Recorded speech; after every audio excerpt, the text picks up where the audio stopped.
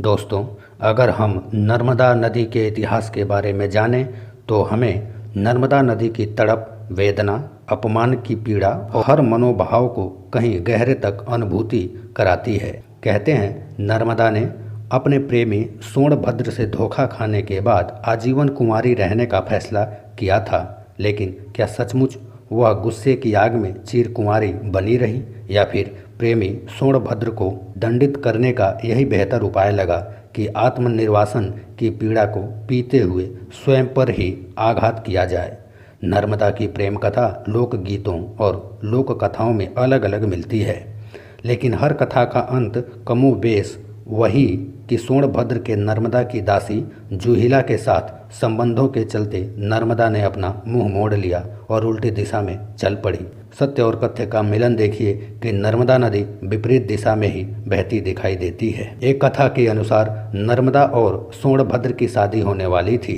विवाह मंडप में बैठने के लिए ठीक एक वक्त पर नर्मदा को पता चला कि सोनभद्र की दिलचस्पी उसकी दासी जूहिला, जो कि एक आदिवासी थी, उससे उसमें अधिक है।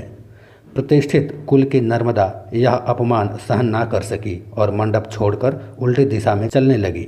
सोनभद्र को अपनी गलती का एहसास हुआ तो वह भी नर्मदा के पीछे भागा, यह गुहार लगाते हुए, लौट आओ नर्मदा। लेकिन नर्मदा को नहीं लौटना था, सो वह नहीं लौटी। अब आप कथा का भौगोलिक सत्य देखिए कि सचमुच नर्मदा भारतीय प्रायद्वीप की दो प्रमुख नदियों गंगा और गोदावरी से विपरीत दिशा में बहती हैं, यानी पूर्व से पश्चिम की ओर।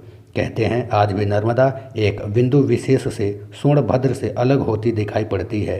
कथा की फलश्रुति यह भी है कि नर्मदा को इसलिए चिरकुमारी नदी कहा गया है और ग्रहों के किसी विशेष मेल पर स्वयं गंगा नदी भी यहाँ स्नान करने आती हैं। इस नदी को गंगा से भी पवित्र माना गया है। मत्स्य पुराण में नर्मदा की महिमा इस तरह वर्णित है कि कनखल क्षेत्र में गंगा पवित्र है और कुरु क्षेत्र में सरस्वती, परंतु गांव हो चाहे वन, नर्मदा सर्वत्र पवित्र है।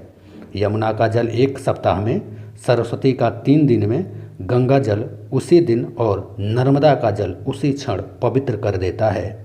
एक अन्य प्राचीन ग्रंथ में सप्त सरिताओं का गुणगान भी मिलता है। गंगे च यमुने चैव गोदावरी सरस्वती नर्मदा सिंधु कावेरी जलेस्मिन् सन्निधिं कुरु। दूसरी कथा के अनुसार इस कथा में नर्मदा को रेवा नदी और सोनभद्र को सोनभद्र के नाम से जाना गया है। नद यानी नदी का पुरुष रूप। बहरहाल यह कथा बताती है कि राजकुमारी नर्मदा राजा मेखल की पुत्री थी। राजा मेखल ने अपनी अत्यंत रूपसी पुत्री के लिए यह तय किया था कि जो राजकुमार गुलबकौली के दुर्लभ पुष्प उनकी पुत्री के लिए लाएगा, वे अपनी पुत्री का विवाह उसी के साथ संपन्न करेंगे। राजकुमार सोनभद्र गुलबकौली के फूल ले आए, अतः उनसे राजकुमारी नर्मदा का विवाह तय हुआ।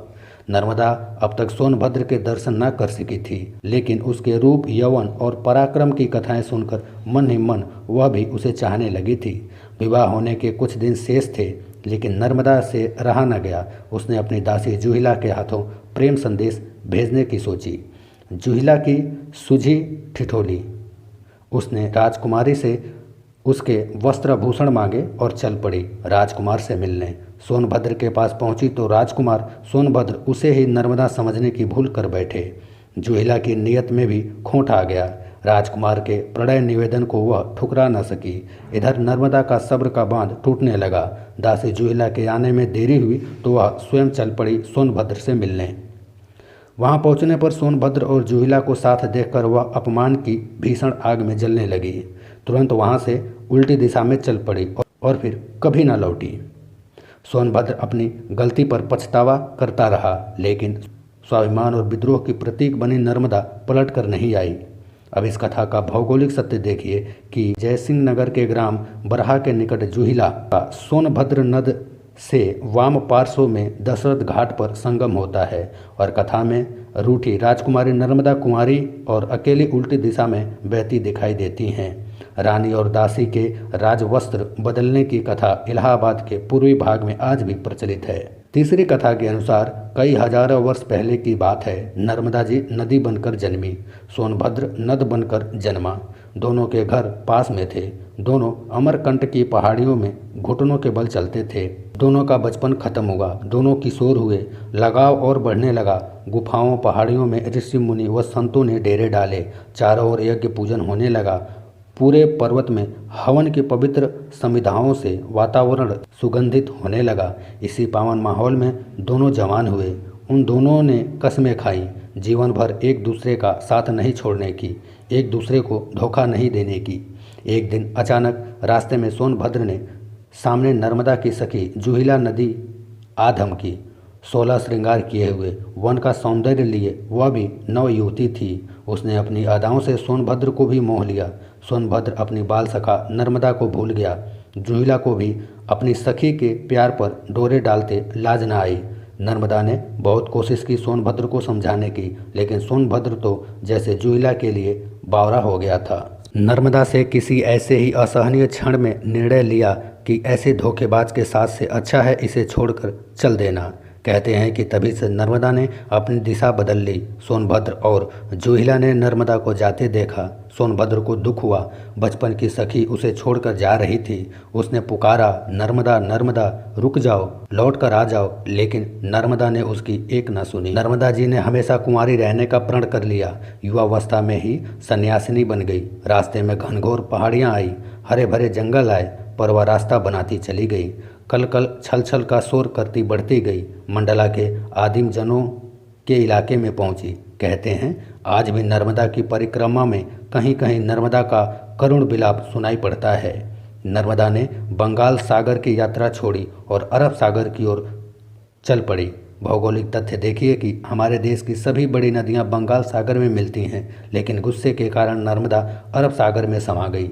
नर्मदा की कथा जनमानस में कई रूपों में प्रचलित है, लेकिन चिरकुमारी नर्मदा का सात्विक सौंदर्य, चारित्रिक तेज और भावनात्मक उफान नर्मदा परिक्रमा के दौरान हर संवेदनशील मन महसूस करता है। कहने को वह नदी रूप में है, लेकिन चाहे अनचाहे भक्तगण उनका मानवीकरण कर ही लेते हैं। पौराणिक कथा और यथार्थ के भौगोलिक सत्य का सुंदर सम्मिलन उनकी इस भावना को बल प्रदान करता है और वे कह उठते हैं, नमामि देवी नर्मदे।